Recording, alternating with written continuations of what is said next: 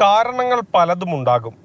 1000 സാങ്കേതിക പ്രശ്നം നിരത്തിയാലും ഒരു ജീവനും പകരമാവില്ല.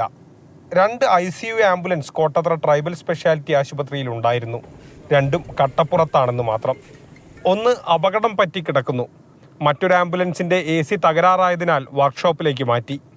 ഇതുകൊണ്ട് 3 മണിക്കൂറാണ് ഫൈസലിന് വിദഗ്ധ ചികിത്സ കിട്ടാൻ വൈകിയത്. പെരിന്തൽമണ്ണയിലേക്ക് അഫ്സലിനെ മാറ്റാൻ ഒറ്റപ്പാലത്ത് നിന്നും ആംബുലൻസ് എത്തേണ്ടി വന്നു.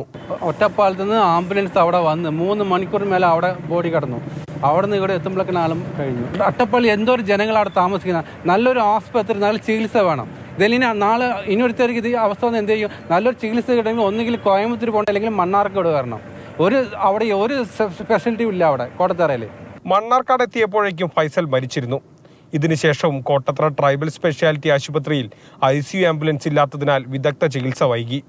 8:30 കോട്ടത്തറ ആശുപത്രിയിൽ എത്തിച്ച ചെല്ലനെ 12:30 ആംബുലൻസ് എത്തി തൃശൂർ മെഡിക്കൽ കോളേജിലേക്ക് മാറ്റിയത്. മാതൃഭൂമി ന്യൂസ്, പാലക്കാട്.